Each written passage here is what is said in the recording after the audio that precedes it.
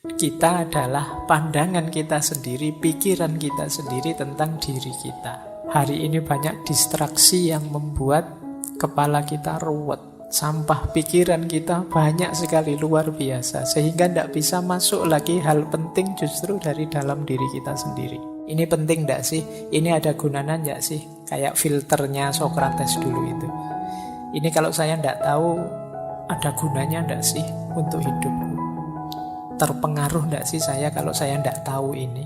Ada banyak hal yang harus kita buang, kita sisihkan yang ada di pikiran kita itu, karena mungkin tidak penting, tidak urgent. Cirinya apa pikiran negatif itu? Cirinya secara umum ada 4. Kalau masih bingung juga caranya gimana sih Pak? Mengaji hening bersama Dr. Fahrudin Faiz. Mari kita simak. Assalamualaikum warahmatullahi wabarakatuh. Bismillahirrahmanirrahim. Alhamdulillahi rabbil alamin. Wa bihi nasta'inu ala umurid dunya waddin. Allahumma sholli wa sallim wa barik ala habibina wa syafi'ina sayyidina wa maulana Muhammadin wa ala alihi wa ashabihi wa man tabi'ahum bi ihsanin ila yaumiddin. Amma ba'du.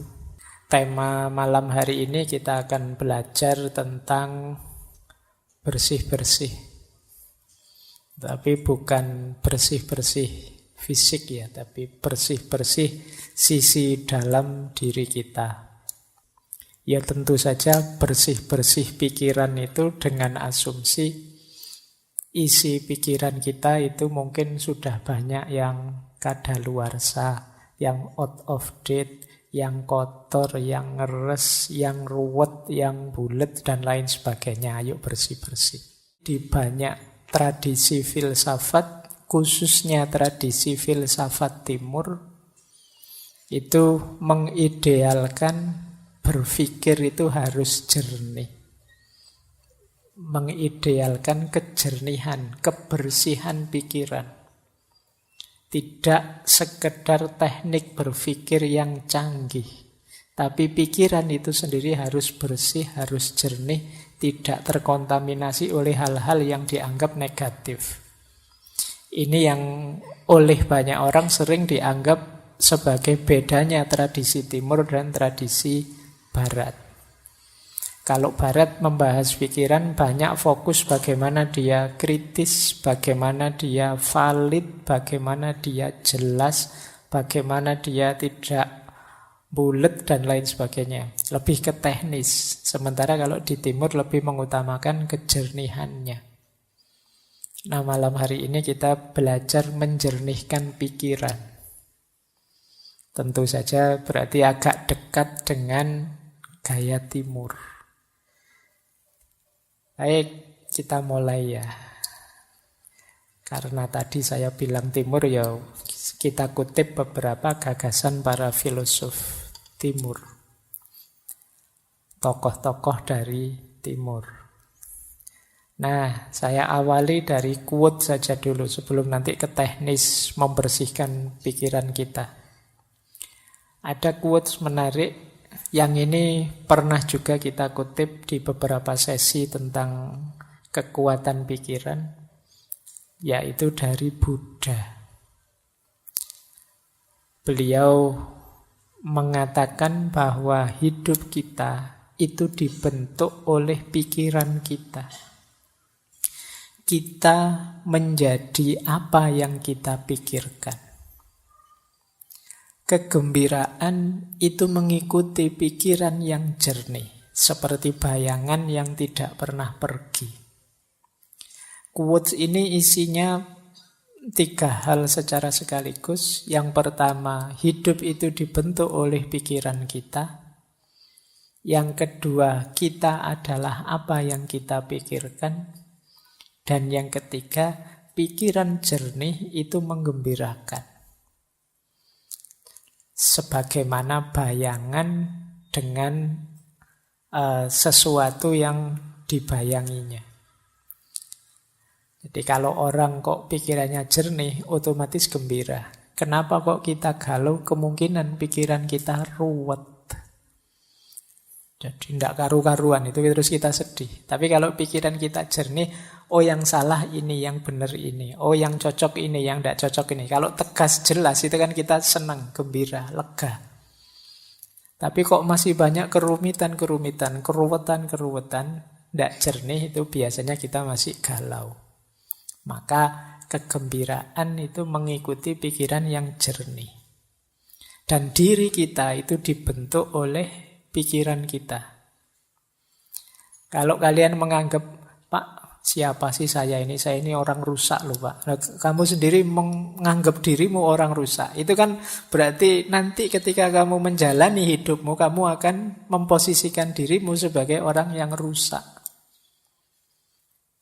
Jadi kita adalah pandangan kita sendiri, pikiran kita sendiri tentang diri kita. Nah, teman-teman boleh flashback ke belakang ya. Selama ini saya itu orang kayak gimana sih? Itu kemungkinan besar berawal dari pikiran kita sendiri. Jadi, mungkin kalau bahasa jauhnya, tidak penting kamu ganteng beneran apa tidak. Yang penting apa? Kamu merasa ganteng. Orang itu merasa ganteng saja, itu kan gayanya kayak orang paling ganteng sedunia kan sudah. Jadi meskipun secantik apapun kalian, seganteng apapun kalian, kalau pikiranmu, saya itu Pak, ya gayamu juga merasa seperti orang yang biasa saja. Jadi kita adalah sejauh yang kita pikirkan. Hidup kita dibentuk oleh pikiran kita. Maka hati-hati dalam berpikir.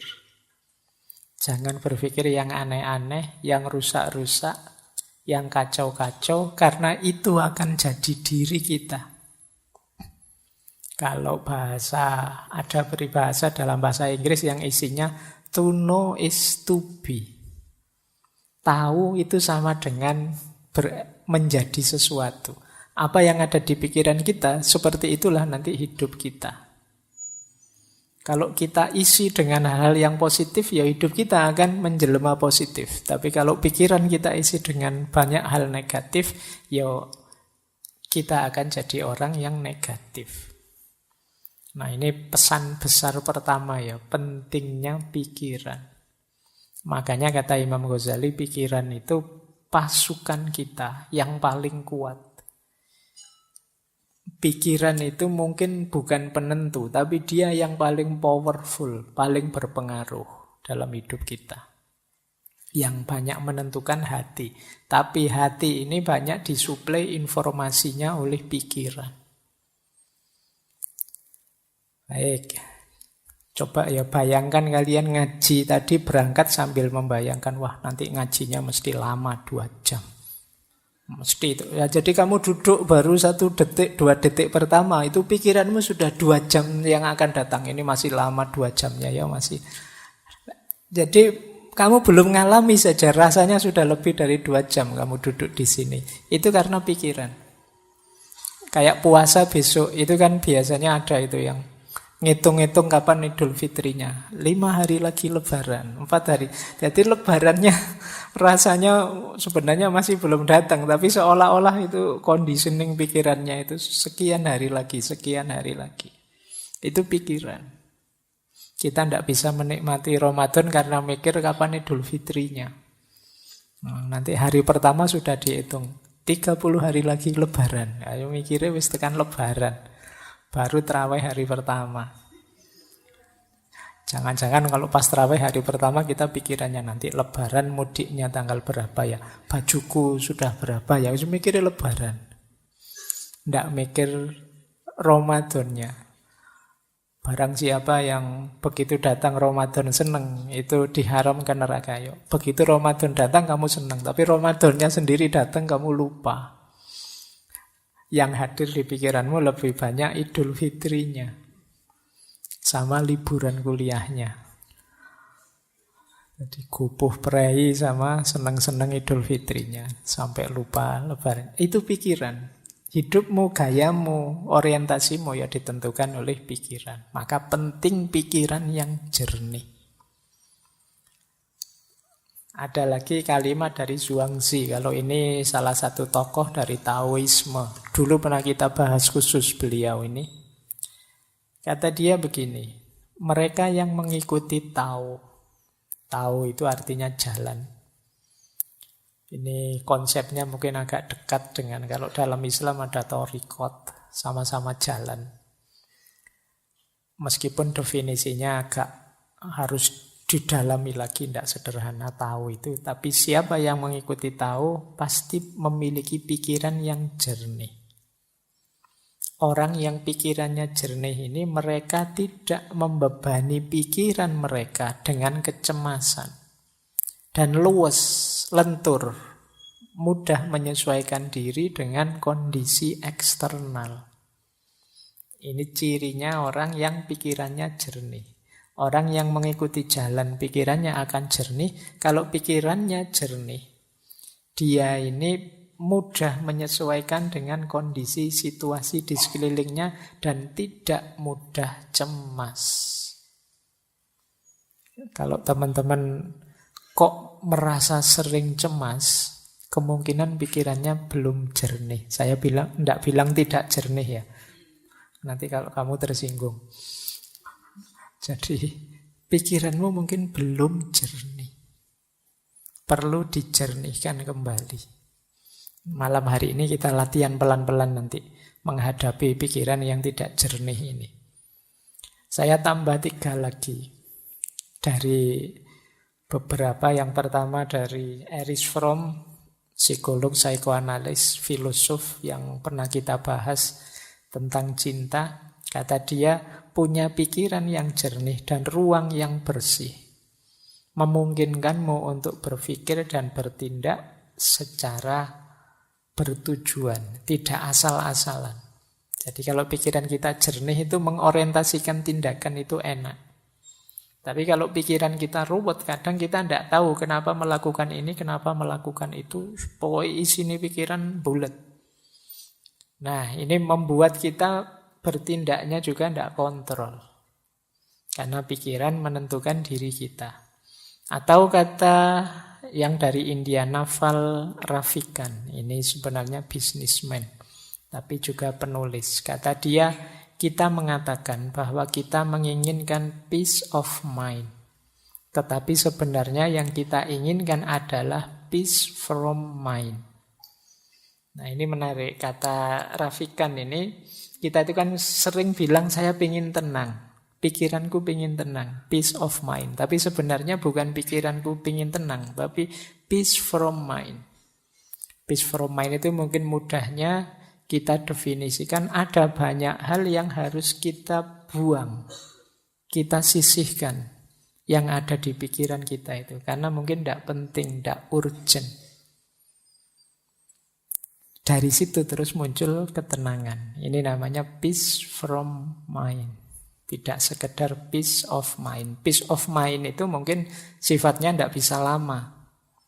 Tenang dulu sebentar, kayak kalau kemarin pakai teorinya Schopenhauer kan pakai musik saja bisa untuk peace of mind. Tapi kalau peace from mind, membersihkan pikiran dari hal-hal yang tidak penting, tidak jelas, tidak ada gunanya, itu akan menenangkan.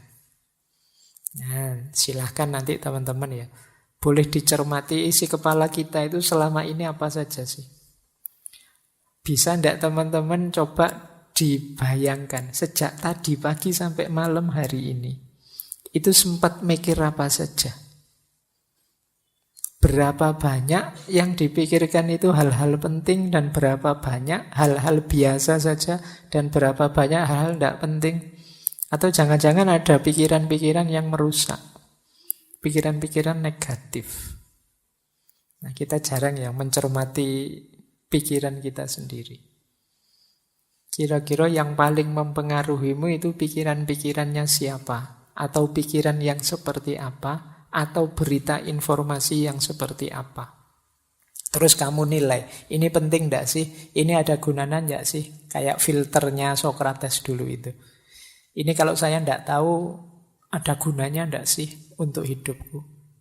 Terpengaruh enggak sih saya kalau saya enggak tahu ini? Coba ya, nanti kamu cek lagi. Kalau masih bingung juga caranya gimana sih Pak? Wis kamu buka WA-mu sajalah. WA grup atau WA yang kamu sendiri. Itu kira-kira info-info di situ itu hal-hal penting. Atau ya, isinya iseng semua saja. Semuanya isinya share, komen, like, dan isinya bongso ngono-ngono kuwi. Semuanya copy paste. Nah, kira-kira kalau kamu ndak ngerti itu, kira-kira ada gunanya ndak sih? Kalau misalnya dicoba ya, coba kalau ndak usah kamu baca info-info di grup-grup WA-mu itu 1-2 hari saja. Terus hari ketiga kamu buka, kamu ketinggalan informasi banyak ndak sih? Ada hal penting yang terlewat ndak sih? Atau ya biasa saja itu Pak? Saya bisa langsung ngikuti di hari ketiga itu bisa ngobrol lagi, ndak ada yang ketinggalan sama sekali. Oh berarti mungkin banyak pembicaraan yang ndak penting. Nah coba ya kamu sendiri yang ngecek sejauh mana sih aktivitasmu sehari-hari itu bermakna. Ayo sejak pagi sampai malam hari ini sudah melakukan apa saja? Berapa persen dari yang kita lakukan itu hal penting, berapa persen hal rutin, dan berapa persen hal tidak penting. Nanti akan kelihatan siapa diri kita. Baik, saya lanjutkan. Ini yang terakhir ada pandangan dari Paulo Coelho. Ini penulis. Tulisannya banyak, kata dia, santailah, biarkan pikiranmu menjadi kosong, dan kejutkan dirimu dengan harta karun yang mulai mengalir dari jiwamu. Jangan lupa, jiwa kita ini khazanah yang luar biasa. Kalau teman-teman mau membacanya. Nah, khazanah yang luar biasa ini sering terpendam, tidak muncul. Kenapa? Karena kita sibuk oleh hal-hal di luar diri. Sampah pikiran kita banyak sekali, luar biasa. Sehingga tidak bisa masuk lagi hal penting justru dari dalam diri kita sendiri. Maka kata Coelho, santailah coba. Tidak usah mikir apa-apa, biarkan dirimu jernih. Nanti ada banyak hikmah yang mengalir dari jiwamu. Ada banyak wawasan-wawasan yang mungkin mengejutkanmu. Jadi makanya kalimatnya kejutkan dirimu. Betapa luar biasanya dirimu, cuma kamu tidak sadar saja. Baik ya, ini sebenarnya memprovokasi kita untuk berpikir jernih. Ayolah, menjernihkan pikiran. Hari ini banyak distraksi yang membuat kepala kita ruwet. Jadi saya sering didatangi teman-teman muda, mahasiswa dan lain sebagainya yang itu mengkonsultasikan sesuatu yang sifatnya hanya overthinking. Jadi sekedar cari ruwet saja. Yang tidak ada manfaat praktisnya, tidak ada manfaat idealis nilainya untuk hidup praktisnya. Nah ini tidak saya salahkan ya, tetap luar biasa betapapun nambah wawasan, nambah ilmu itu bagus. Tapi kalau bahasa saintifiknya kurang tepat guna. Jadi ya nambah ilmu oke saja, nambah wawasan oke saja. Tapi kalau bisa ya yang paling tepat guna, manfaat untuk meningkatkan kualitas dirimu dan kualitas hidupmu. Jadi jangan hanya dipilih, wah rasanya ini menarik Pak. Ya kalau menarik ya banyak hal menarik, luar biasa. Tapi itu manfaat enggak untuk hidupmu? Penting enggak untuk peningkatan kualitas dirimu?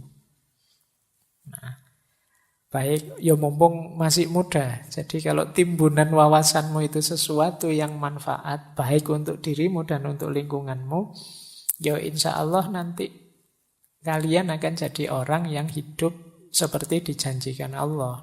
Semakin nambah ilmunya, semakin tinggi derajatnya. Baik, bismillah. Yuk kita mulai bersih-bersih. Ya, ini yang ada di pikiran kita, yang penting dibersihkan. Nanti pelan-pelan ya kita bersihkan satu-satu. Yang pertama, negative thinking. Yang kedua, overthinking.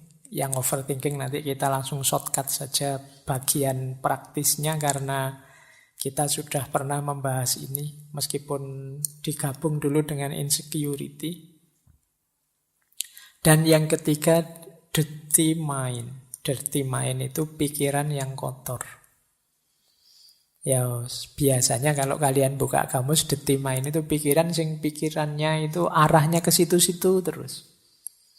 Ya, situ-situ kalian ngerti lah ya, sudah balik semua kan ini. Saya tidak perlu menjelaskan detail, apalagi dikasih ilustrasi gambar kan tidak perlu.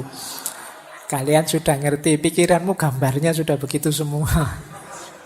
Ini pikiran kotor. Mungkin kalian gelisah, ini caranya piye ya menghapus ini. Begitu melihat terkenang-kenang terus. Video tahun berapa itu masih ada gambarnya di sini nempel. Bahkan kamu masih apal itu, kamu simpen di folder mana, tersembunyi di mana, itu hanya kamu yang tahu. Nah, ini berhubungan dengan pikiran kotor, dirty mind. Ya kalau pikiranmu tidak jernih, wong tadi hidupmu itu dibentuk oleh pikiranmu, jangan-jangan ya kamu profilmu tidak jauh-jauh dari situ. Kalau kacamata kotor, melihat apa saja di sekelilingmu, ya rasanya realitas sekelilingmu itu kotor. Jangan-jangan yang salah bukan realitasnya, tapi memang kacamatamu yang salah. Pikiranmu yang kotor. Sehingga rasanya melihat apa saja, koyok-koyok sekeliling kita itu kotor. Nah, nanti kita lihat ya gimana caranya untuk membersihkan dirty mind. Malam hari ini kita agak panjang mungkin membahas negative thinking karena betapapun over dan dirty itu ya bagian dari pikiran yang negatif. Bismillah, kita awali yang pertama bersih-bersih pikiran negatif. Pokoknya mikirnya jelek-jelek terus. Pikiran negatif itu pikiran apapun yang terkait dengan kondisi emosi kita yang destruktif atau tidak menyenangkan. Mungkin berhubungan dengan kemarahan, kecemasan, depresi, pesimis. Pokoknya melihat apa-apa serba negatif. Jadi pikiran negatif itu lihat sisi buramnya sesuatu. Ini pikiran negatif. Lihat minuman gini aja, wah jangan-jangan ini diracun sama anak-anak ini. Jangan-jangan ada yang benci saya, ada yang... Ini pikiran negatif. Jadi, mau melakukan apa saja yang diambil sisi buruknya. Ini hati-hati karena kalau kita sudah habit pikiran negatif itu, yo apa saja kita persepsi sebagai negatif. Jangankan yang memang negatif, yang positif pun dilihat sisi negatifnya. Ada orang tidak ke masjid, wah ngaku muslim kok tidak ke masjid, dasar. Nanti ada orang ke masjid, alah itu pencitraan. Alah, susah. Ada orang baik dibilang pencitraan, nanti apalagi orangnya jahat beneran. Jadi pikirannya selalu negatif. Nah, negative thinking itu sebagian besar pikiran negatif itu banyak yang tentang diri kita sendiri. Misalnya, aku ini memang orang yang gagal kok. Aku ini memang orangnya mengecewakan kok. Tidak ada orang yang sayang padaku. Semuanya benci padaku. Semuanya ingin memanfaatkanku saja. Nah, ini pikiran-pikiran negatif. Nanti ada orang nolong kita, wah kamu merendahkan aku ya, emangnya aku tidak bisa sendiri. Tidak ada yang nolong marah-marah, ini orang tidak ada yang punya empati semua dasar. Sulit melawan orang yang pikirannya negatif. Dibantu dianggap merendahkan, tidak dibantu dianggap tidak peduli. Nah, ayo kita latihan, banyak di sekeliling kita orang-orang yang berpikiran negatif.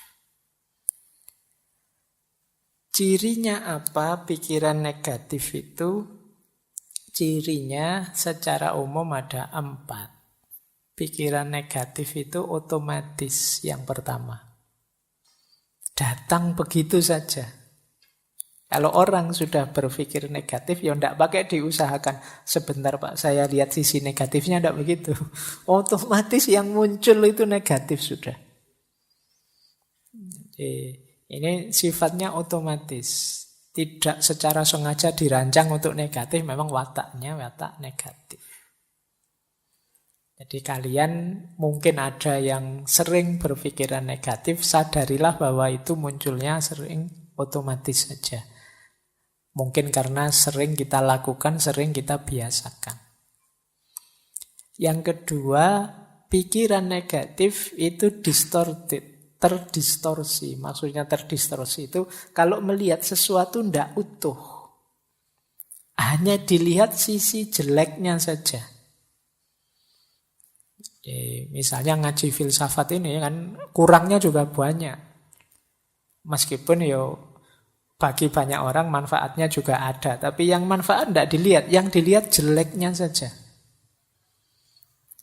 Mungkin ngaji kok selesainya jam 10 malam. Itu pun ngomong sendiri Pak Faiznya tidak ada. Nah, itu memang jelek yang bagian itu.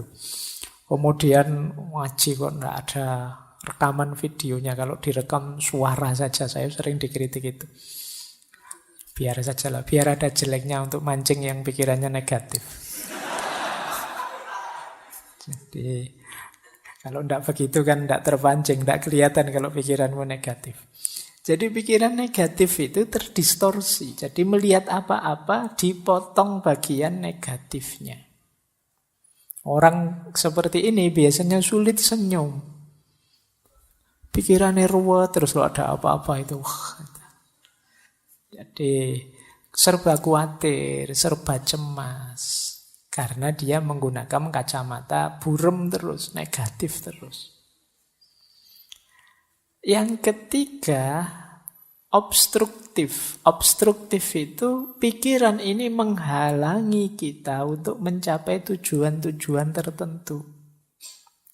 Karena pikiran negatif ini akhirnya kita kuliahnya tidak bisa maksimal. Mau kuliah ke kampus bawa motor, wah di kampus itu parkirannya kacau, kalau motorku hilang gimana? Mau ke kampus, naik trans, nanti naik trans itu kadang ya tidak jelas juga, nanti jangan-jangan aku malah telat, jangan-jangan mau bareng temen, nanti malu, nanti masuk bareng, wong punya motor sendiri malah manunya bareng. Jadi pikirannya ruwet, akhirnya ya, tujuan-tujuan hidup banyak yang tidak terpenuhi. Itu namanya obstruktif. Menghalangi kita mewujudkan keinginan. Ini berarti pikiran itu sudah negatif sudah. Kemudian yang terakhir, pikiran negatif itu plausible. Plausible itu masuk akal. Masuk akal menurut kita yang berpikiran negatif. Kita cari saja alasan untuk melihat sisi negatifnya. Dan mesti ketemu wong alasan itu bisa dibuat. Alasan itu kan hasil karya akal kita. Seperti saya bilang tadi, pikiran itu mau kita ajak kemana saja bisa. Wong yang salah itu ya kita bikinkan alasan biar benar saja bisa kok. Itu yang disebut plausible. Maka pikiran negatif juga begitu. Dia didukung oleh akal kita. Benar itu kamu tidak usah ke kampus daripada motornya hilang. Paling dosennya ngomongnya juga gitu-gitu aja. Tidak ada menarik-menariknya misalnya. Mending di YouTube saja banyak, ngapain sih. Dan justifikasinya mesti ada. Mbok kamu sampai terancam DO pun dia bisa, alah kuliah itu kan tidak nomor 1. Masa depan tidak ditentukan oleh kuliah, sudahlah. Plausible. Yang buruk, yang negatif, yang jelek bisa kita carikan argumen biar tetap bagus. Ini ciri-ciri pikiran negatif. Jadi dia ini otomatis muncul, mendistorsi realitas, menghalangi keinginan-keinginan baik kita, dan kita anggap masuk akal. Padahal itu ya sebenarnya ya negatif. Jadi ayo ya dicari kalau ada makhluk seperti ini dalam diri kita, ayo dibersihkan. Jadi kok tiba-tiba kita melihat negatifnya sesuatu, coba tanya, ini memang negatif saja atau ada positifnya sih? Oh, ada positifnya sih. Cuma tadi belum sempat saya baca, tapi menurut saya yang negatif juga perlu diperhatikan. Nah, kalau ini sudah mending, sudah melihat sesuatu lebih luas. Tidak sekedar melihat negatifnya saja.